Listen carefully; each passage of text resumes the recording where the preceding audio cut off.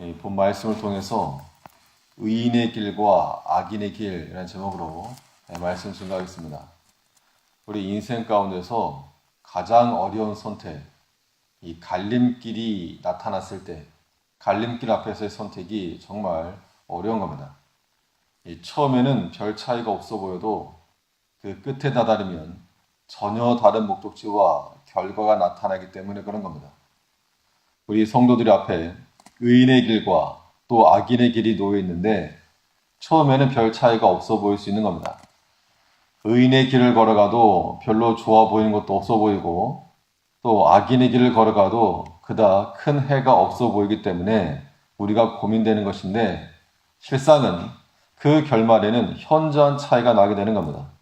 그 마지막을 보게 되면 우리가 고민할 것이 없을 터인데 어리석게도 눈앞에 보이는 것만 놓고 판단하기 때문에 어렵고 갈등이 되고 그렇다는 겁니다.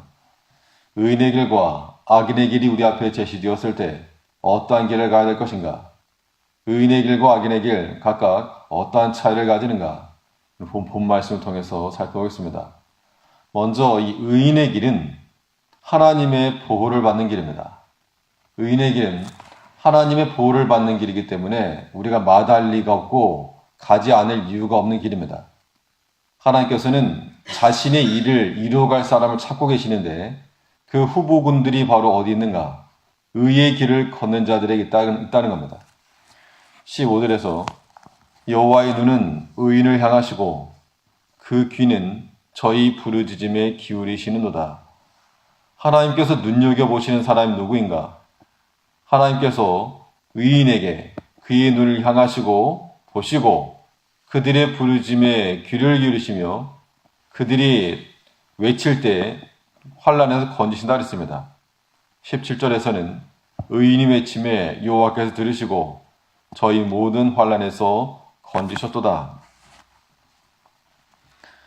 하나님께서는 의의 길을 걸어가는 그들을 향해서 눈을 떼지 않고 지키시고 눈을 떼지 않고 보신다는 얘기는 어려움에 처했을 때 건지시는 것이고 또 대적이 올 때 막아주신다는 것이고 또 위기에 처해서 스스로 벼랑 끝으로 걸어갈 때 그 발걸음을 돌려 안전한 곳으로 돌려주신다는 겁니다. 또한 그들의 세미한 간구와 부르짖는 소리를 들으시고 응답하시는 것. 이걸 다른 말로 말하면 복입니다. 복. 그렇기 때문에 이 의의 길을 걷는 사람을 다른 말로 표현하면 복 있는 사람이라고 말할 수 있는 겁니다. 이거 마치 시편 1편에 나와 있는 것처럼 복 있는 사람은 악인의 꾀를 좇지 아니하며 죄인의 길에 서지 아니하며 오만한 자의 자리에 앉지 아니하고 오직 여호와의 율법을 즐거워하며 율법을 주야로 묵상하는 자로다. 악인, 죄인, 오만한 자 그 상대적 개념으로 복 있는 사람이라 하였고 우리는 악인의 반대말로 의인이라고 말한다면 의인의 길에는 주의 약속의 말씀이 있는 것이고 그 말씀 붙들고 나가는 것이 복된 겁니다. 의의 길에는 하나님의 말씀이 있고 그 말씀으로 기쁨과 즐거움을 삼는 것이 의의 길을 걸어가는 자들에게 주시는 하나님의 유익함입니다. 결국은 이 율법의 말씀 자체가 우리의 피난처가 되고 피할 길이 될 수 있다는 것인데 우리 의의 길, 의인이라 말했을 때는 자신의 의로움을 드러내서 의인이 아니라 하나님의 의로우심을 나타내는 겁니다. 하나님의 은혜와 자비하심, 하나님의 보호하심과 돌보심 이런 것들이 드러내는 것이 의인의 삶입니다.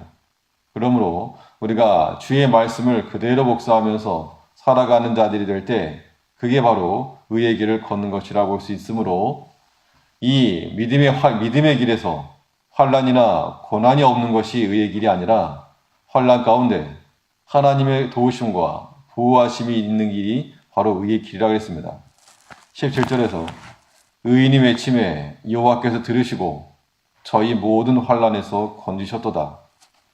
의의 길을 걷고 말씀의 길을 걸으면 모든 환난 자체가 없어지는 것이 아니라 환난 중에서 건지신다는 겁니다. 그러므로 우리가 고난과 또 어려움을 두려워할 것이 아니라 내가 말씀의 길 따라서 의의 길을 걷고 있는가를 우리가 확인하고 그 말씀의 길에 서지 않은 것을 두려워야 됩니다. 의인의 길에는 반드시 하나님의 도우심과 보호하심이 있음을 의심하지 말고 그 의의 길을 걷는 우리가 되어야 마땅합니다. 그렇다면 악인의 길은 어떠한가? 악인의 길은 하나님의 심판을 받는 길이라 했습니다.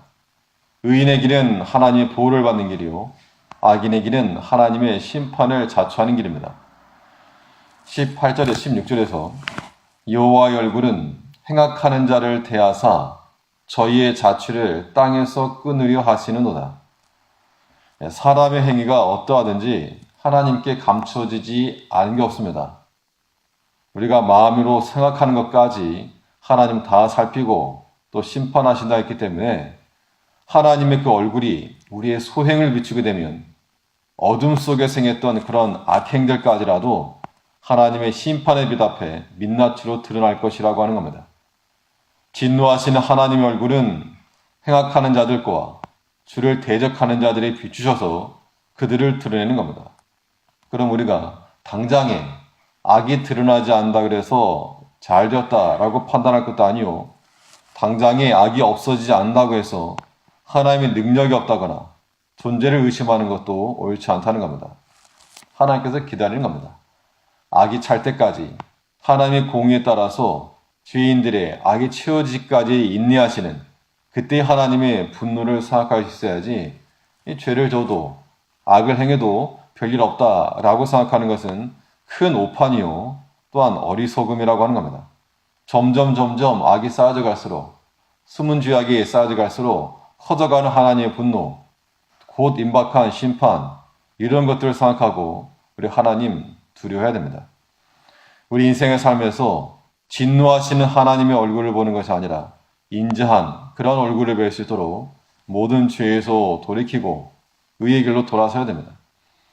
내가 비록 죄의 길에서 헤맬지라도 그 자체는 잘못된 것이긴 한데 그 순간에서라도 돌이켜야 됩니다. 돌아서는 순간이 마치 반환점 도는 거니까 절반은 온 것이죠.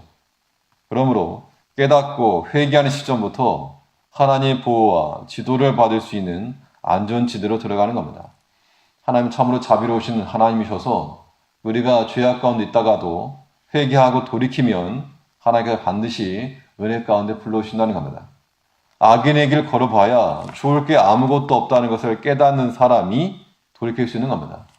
여전히 주의 길이 좋아 보이고 또 즐거워 보이기 때문에 선택하는 거지, 해봐야 유익이 없다, 가봐야 얻을 거 없다 아는 사람은 가지 않는다는 겁니다.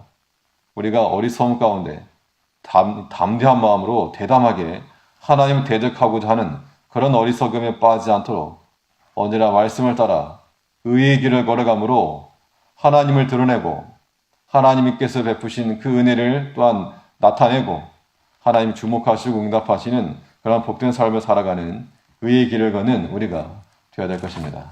예, 기도하겠습니다.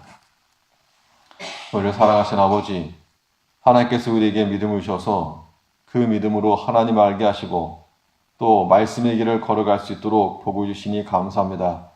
우리가 어리석게 세상의 죄악의 것들을 여전히 즐거워하는 자들 되지 아니하게 하시고 그런 것 취해봐야 유익이 없고 도리어 나중에 내게 손해라고 하는 것을 빨리 깨달아 돌이켜 하나님이 기뻐하시는 길로 걸어갈 수 있는 저희 되게 하시옵소서.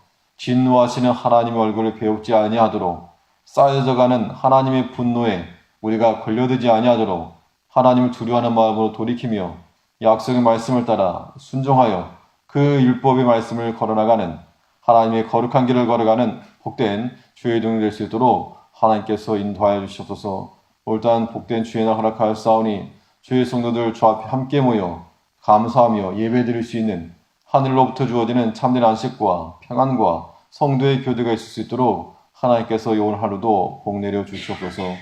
주 예수님 이름으로 기도하옵나이다. 아멘. 하늘에 계신